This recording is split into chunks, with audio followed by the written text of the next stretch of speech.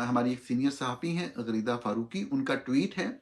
गरीदा फारूकी लिखती हैं कि खतीजा शाह की रहाई 9 मई के बारे में अदम सबूत की वजह से सरकारी टीवी पर प्रेस कॉन्फ्रेंस की कवरेज, पीटीआई की प्रेस कॉन्फ्रेंस की कवरेज सरकारी टीवी यानी पीटीवी के ऊपर, वो भी उन लोगों पे है जिन पर पाबंदी है। सुप्रीम कोर्ट से इमरान खान को मासूम करार दिया जाना, साइफर केस का ट्रायल रुक जाना, पेशावर हाई कोर्ट से बल्ले का निशान वापस मिल जाना, खुद इमरान खान के कागजात जमा हो जाना, सर्द मौसम में कुछ ना कुछ हो, बहरहाल कुछ बर्फ तो पिघलती नजर आ रही है।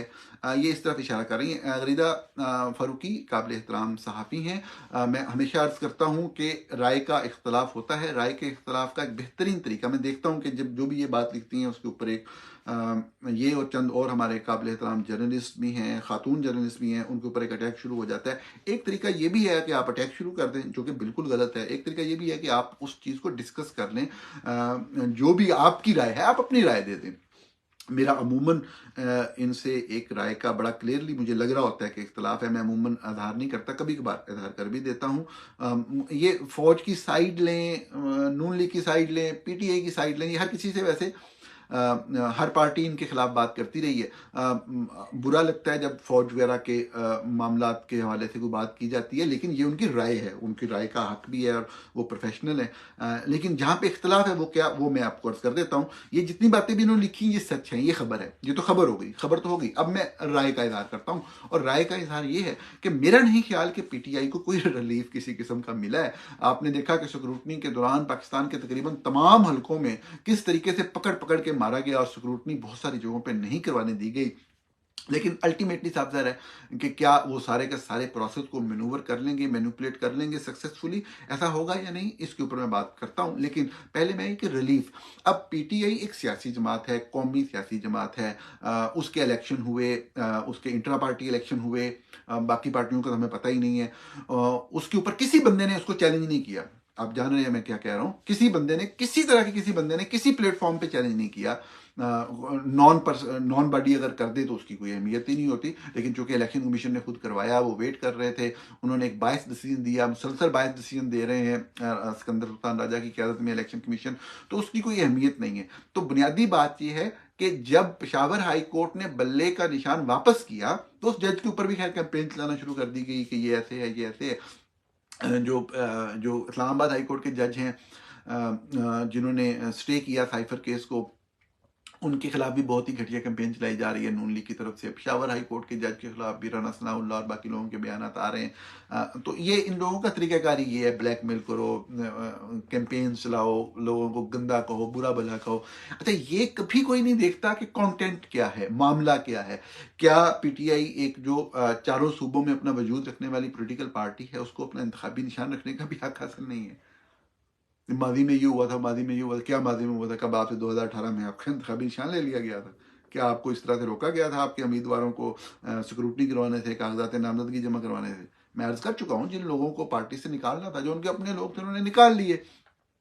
आपके 2-4 लोगों को नाहल करवा दे दिया, आपकी लीडरशिप को हिस्सा नहीं लेने दिया, गलत किया। लेकिन क्या इस तरीके से हुआ था कि किसी बंदे को इंतखाबात में कागजात जमा नहीं करवाने दे रहे, स्क्रूटनी नहीं करवाने दे रहे, पकड़ पकड़ के मार रहे हैं, तशद्दुद कर रहे हैं, लोगों को गायब कर रहे हैं, लोगों को जेलों में रखा हुआ है, क्या क्या केसेस नए जा रहे हैं? तो ये जो केस पेशावर हाई कोर्ट से आया हुआ, बिल्कुल किसी किस्म का कोई रिलीफ नहीं था। ये उनका हक था, उनको हक मिला।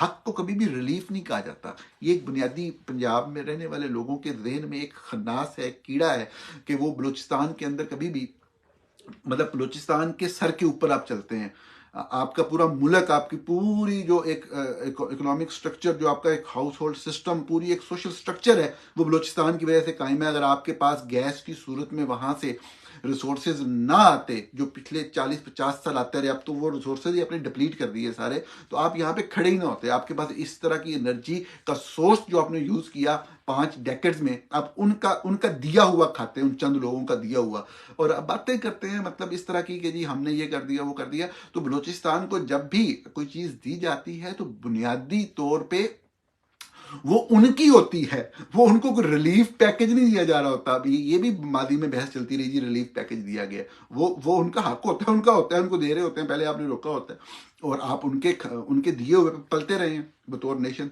इतना लंबा अरसा। तो इस तरह से ये अल्फाज ही मतलब है कि एक इस्तिलाहात और गलत सोच जो है वो अमूमी तौर पर पंजाब के लोगों में पाई जाती है और ये गलत बात है, साफ ज़ाहिर है।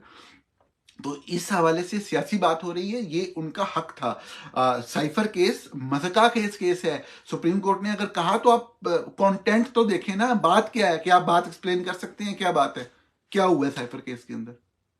कोई बंदा बताए कि किस तरीके से, क्या साइफर केस के अंदर कोई कौमी राज को चोरी कर दिया गया है, किसी को कौमी राज बता दिया गया है? अगर बताया गया था तो 2022 में हुआ था, तो एक साल तक ख्याल क्यों नहीं आया, जब तक कोई करप्शन का केस नहीं बन सका तो सोचा कि नेशनल सिक्योरिटी के मामले को इस्तेमाल कर दिया जाए। तो जजेस ने यही बात लिखी, एस्टेब्लिश की, उनके कंटेंट को, उनकी दलील को गलत साबित करें ना। खतीजा शाह की रहाई, साफ ज़ाहिर है कि वो फौज के साथ उनकी फैमिली के मामला चल रहे थे, अल्टीमेटली वो सक्सेसफुल हुए, आप वो कुछ अर्सा खामोश रहेंगी, उनको रिलीफ मिल गया, ये उनका हक बनता था रिलीफ लेना, ले लिया उन्होंने। बाकी लोग स्टैंड लेके खड़े हुए हैं तो वो खड़े रहेंगे, या उनको मतलब वक़्त आने पर रहा कर दिया जाए। अगर ये लोग ये ना भी रिलीफ लें जिस तरीके से ले रहे हैं, तो चंद माह बाद अल्टीमेटली इनको रहा होना ही होना है। तो इसमें मेरा नहीं ख्याल किसी भी तरह से रिलीफ है। 6-9 महीने बगैर किसी क्या केस तक जैसा के खिलाफ, किस तरीके, मतलब एक आपने केस तो बना लिया, एक सिविल सोसाइटी ने केस बनाया कि जी बाकी लोगों को पकड़ा है तो ये साबिक आर्मी चीफ की नवासी हैं, इन्हें क्यों नहीं पकड़ा जा रहा? तो इस एक बुनियाद, ये वाहिद बुनियाद थी उनकी गिरफ्तारी की और जेल में रहने की, और तो उन्होंने किया तो कुछ नहीं ना। कोई ऐसा बात तो नहीं है कि उन्होंने कोई ऐसा जुर्म कर दिया कि उनको पकड़ के अंदर रखना जरूरी है।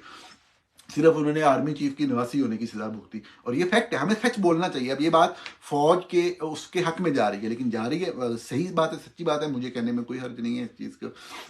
इमरान खान ने कागज जमा करवा दिए, एक नुकता ये भी है कोई गोली मार दे इमरान खान को, अब क्या करें, ये समझ नहीं आती, ये मतलब किस तरीके से ये चीज़ चलती है।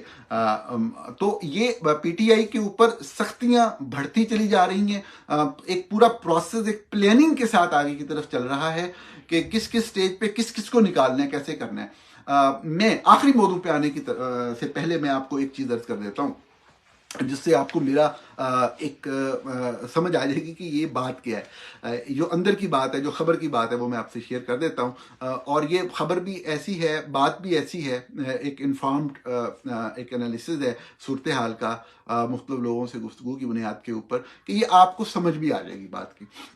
तो बजाय कॉम्प्लिकेशन में जाने के क्या हो रहा है, किसको रिलीफ मिल रहा है, किसको नहीं मिल रहा, आप एक सिंपल सी बात सोचें और आप अपने जहन को बिल्कुल क्लीन कर लें। आप पीएमएलएन के हैं तो एक लम्हे के लिए जहन से निकाल दें आप पीएमएलएन के हैं, आप पीटीआई के हैं तो एक लम्हे के लिए निकाल दें कि आप पीटीआई के हैं। आप एक इंडिपेंडेंट जहन के साथ एक सवाल का जवाब दें, क्योंकि अगर आप पार्टी एफिलिएशन रखेंगे तो आप सवाल का जवाब सही तरह सोच भी नहीं सकेंगे। इस वक्त डील है इक़्तिदार की शेयरिंग की, रिसोर्सेज के शेयरिंग की, पाक फौज के दरमियान और शरीफ फैमिली के दरमियान। सब जानते हैं आर्मी चीफ एक तरफ से लीड कर रहे हैं, नवाज शरीफ दूसरी तरफ से लीड कर रहे हैं, इनके दरमियान एक पावर शेयरिंग फार्मूला है, इसके तहत सारा निज़ाम आगे चल रहा है। आप लोग जो मेरा प्रोग्राम सुन रहे हैं तो इसलिए सुन रहे हैं कि आप कोई ना कोई सियासी शऊर यकीनी तौर पे रखते हैं। अपने सियासी शऊर को इस्तेमाल करते हुए सिर्फ 2 सवाल हैं आपके सामने, मैं बजाय इंफॉर्मेशन देने के आपको सवाल छोड़ देता हूं, आपको उससे इंफॉर्मेशन खुद मिल जाएगी।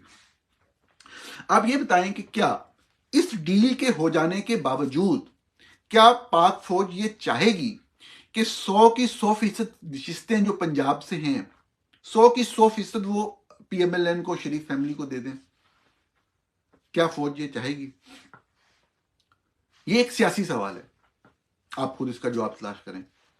ऐसा कभी भी नहीं होता। साफ ज़ाहिर है कि पावर स्ट्रगल एक खींचातानी, जहां पे आपने रिसोर्सेज की लूट मार करके दुनिया भर के मुख्तलिफ ममालिक में जायदादें हैं, अपार्टमेंट्स, प्लाजे, स्टील मिलें और फलां करना हो, तो इस तरीके से नहीं होता है। कोई भी आपको कंप्लीट शेयर नहीं देता। ये लड़ाई सारी इन लोगों की इस बात की होती है, मफादात की लड़ाई होती है। तो ये मेरा जवाब है। आप अपना जवाब अपने जहन में सोच सकते हैं, क्या जवाब है कि क्या पूरा पंजाब की 150 के करीब जो नशिस्तें हैं सारी नून लीग को दे? जवाब, मेरा जवाब है नहीं। आपका जो भी जवाब है अपने जहन में रखना। ये पहला सवाल था। अब दूसरा सवाल है कि जी अगर नून लीग को नहीं देनी तो फिर किसको देनी है? ऑप्शंस मौजूद हैं आपके पास। पीपल्स पार्टी एक ऑप्शन है। आप फर्ज कर लें कि जी वो नून लीग को 80, 90, 100 सीटें देना चाह रहे हैं। उन्होंने फैसला कर लिया इतनी सीटें देनी है पंजाब में से, क्योंकि उन बेचारों को बाकी किसी सूबे से तो कुछ मिलता नहीं है। तो अगर हुकूमत बनवानी है तो इतनी उनको देनी पड़ेंगी पंजाब से। अच्छा, अब क्या बाकी 60 सीटें जो है वो पीपल्स पार्टी को दे देंगे? एक सवाल है, सवाल नंबर 2 है, ये आप सोचिए अपने जहन के अंदर, क्या ये मुमकिन है? एस्टेब्लिशमेंट बहुत ताकतवर है, मिलिट्री अपनी ताकत का बेदरेग इस्तेमाल करती है। बहुत सारे लोग तनकीद करते हैं, मैं उन लोगों में शामिल हूं जो फौज के नाकिद हैं, और बिल्कुल जहां पे गलत बात होगी तनकीद करते रहेंगे। लेकिन क्या फौज के पास इतनी ताकत है कि वो अपनी पूरी ताकत इस्तेमाल करके पंजाब के अंदर पीपल्स पार्टी को 60 सीटें दे दे? आपके जहन में जो भी जवाब आए कि जी सब कुछ हो सकता है, मेरी अपनी सियासी सोच के मुताबिक जो गलत भी हो सकती है, फौज चाहे भी तो ऐसा नहीं कर सकती। उसकी वजह ये नहीं, मैं जहनी तौर पे पीपल्स पार्टी को अपने आप से ज्यादा करीब उनकी सोच को, उनकी फिलासफी को फील करता हूं। लेकिन लेकिन लेकिन पीपल्स पार्टी किसी भी वजह से पंजाब के अंदर अपनी बैड गवर्नेंस, अपनी परफॉर्मेंस के इश्यूज की वजह से, जो भी है, जो भी मामला हैं उसके ऊपर मुख्तलिफ आरा हो सकती हैं, मैं कोई हतमी राय नहीं देता। उनको प्रॉब्लम्स हैं पंजाब के अंदर, उनकी फुटिंग उस तरह से नहीं है जो फुटिंग उनकी जनाब जुल्फकार अली भुट्टो की जिंदगी में या मोहतरमा बेनजीर भुट्टो की जिंदगी में थी। वो फुटिंग नहीं है। 2008 से 13 की हुकूमत जो मरकज में रही, उसके बाद से पंजाब के अंदर बिल्कुल भी उनकी प्रेजेंस जो है, ये मेरी राय है, नहीं है। तो फौज चाहे भी सही तो इतनी सीटें नहीं निकाल के दे सकती। नून लीग को दे सकती है, बिल्कुल नून लीग का वोट बैंक है, इससे कभी इनकार नहीं। मैं जब भी कहता हूं कि वो उनकी मकबूलियत को झटका लगा है, तो उसका मतलब बहुत कम हो गई है। दूसरी तरफ इमरान खान की मकबूलियत को जब भी मैं कहता हूं ज्यादा है, तो बहुत ज्यादा हो गई है। उसकी पॉलिटिकल रीजंस हैं। अब ये कहने से, ये रिपोर्ट करने से कि इमरान खान की या पीटीआई की मकबूलियत बहुत ज्यादा है, ये कोई, अब क्या कहा जाए, कोई जाहिल इंसान ही होगा जो ये कहे कि जी ये इमरान खान की सपोर्ट कर रहे हैं। मैं बार बार, आजकल मैंने पिछले दिनों में भी ट्वीट किए, सीनियर सहाफ़ी अवैस सलीम पढ़ाते हैं जर्नलिज्म अमेरिका में, टेक्सास स्टेट में। वो भी आजकल पाकिस्तान गए हुए हैं छुट्टियों में। तो वो लिख रहे थे अपने अहवाल के, जी इस इलाके में और इस इलाके में हमारे जो जनूबी पंजाब के, तो पीटीआई के अलावा तो कोई चांस ही नहीं किसी का। तो अगर कोई और जीता तो इसका मतलब ये होगा कि सिस्टम को मैनूवर किया गया।